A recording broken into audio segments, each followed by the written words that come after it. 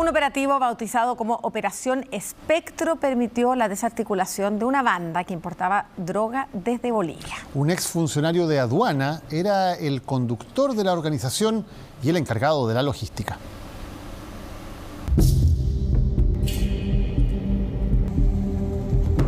Esta es la historia de un narco que mezcló el amor, los lujos y el dinero con el mundo de la droga.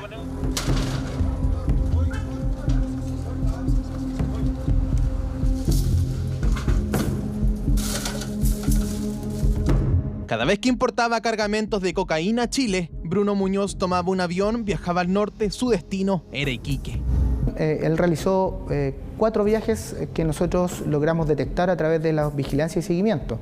En tierra reconocía lo importado, daba el visto bueno, dejaba el trabajo de recolectar y transportar la droga a su equipo logístico. Él, dentro de la jerarquía que tenía en esta estructura criminal, centraba sus operaciones de manera personal. Inclusive cuando llegaban al norte del país, en específico a la ciudad de Iquique, no tomaba contacto con los proveedores de la droga, que eran ciudadanos de nacionalidad colombiana y boliviana, y para esto utilizaba sus brazos operativos. De relacionarse con sus proveedores se encargaba el resto. Bruno Muñoz Miranda es el líder de esta organización. Solo lo hacían sus brazos operativos y él se dedicaba básicamente a la estadía en la ciudad de Iquique, a pasear, concurría a centros comerciales y a la costanera de la ciudad. Pero siempre vigilando lo que pasaba.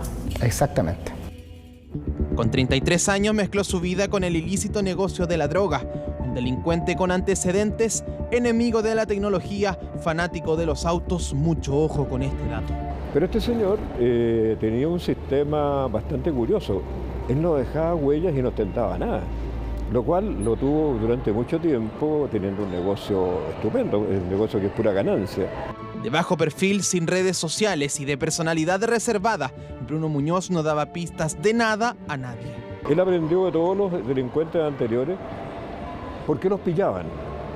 Entonces él dijo, bueno, no voy a ocupar las redes. Segundo, no voy a permitir que me intercepten el teléfono, por lo tanto lo hago todo verbal. Tercero, voy a compartimentalizar.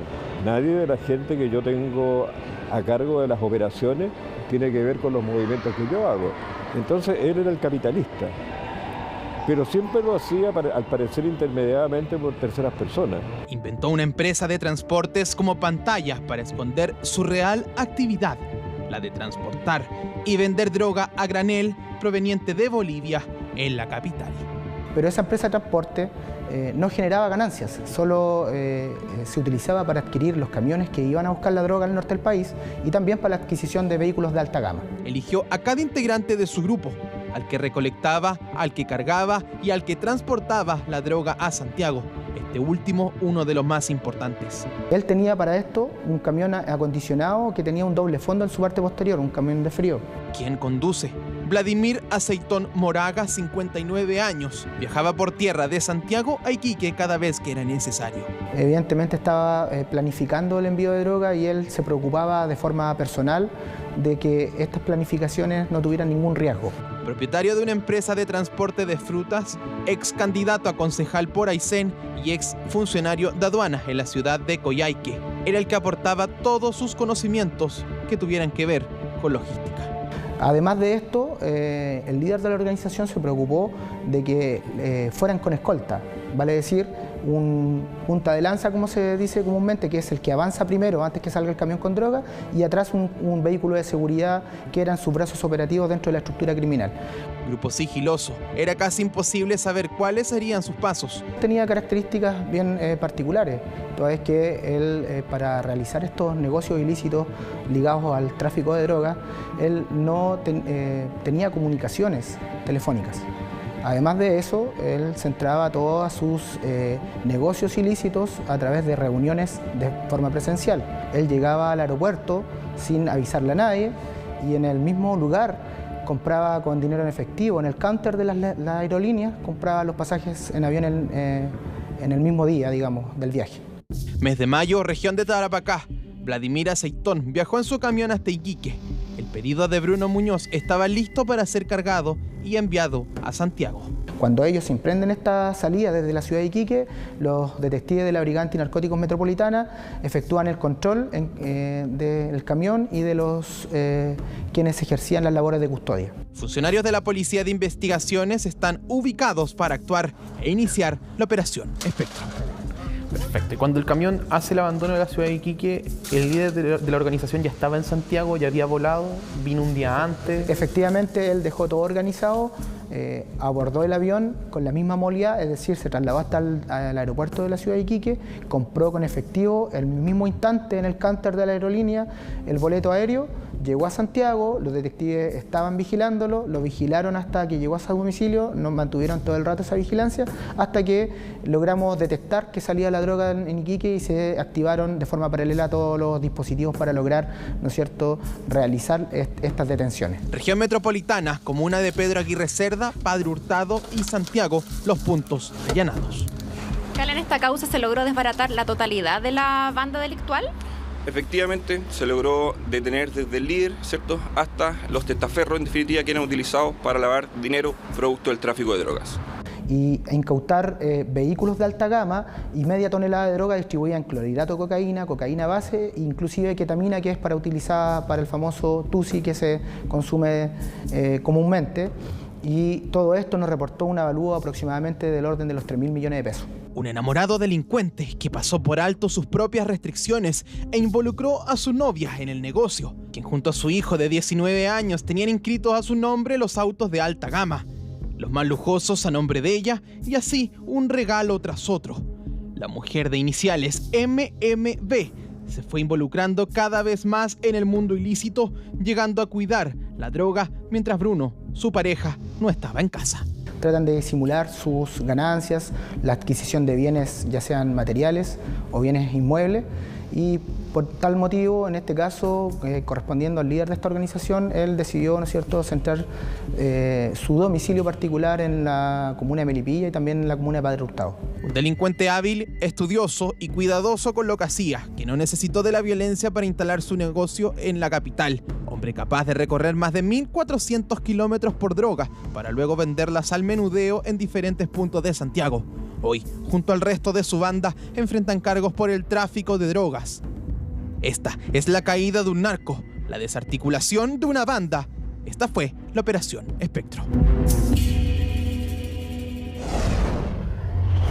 Hay preocupación mundial por los efectos que el conflicto en Medio Oriente podría tener sobre el precio de los combustibles. Ayer y hoy el precio internacional del petróleo ha registrado alzas, pero hasta ahora bastante moderadas. Mientras en nuestro país el precio de las bencinas venía a la baja. ¿Pero qué pasará ahora?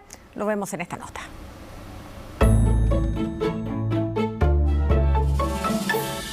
No se nota mucho la baja. Yo gasto siempre casi día por medio 20.000 pesos. Todas las bajas siempre se hacen sentir.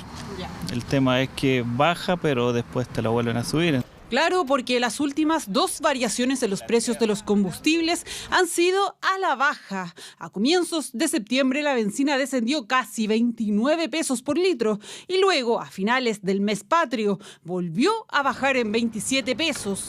Pero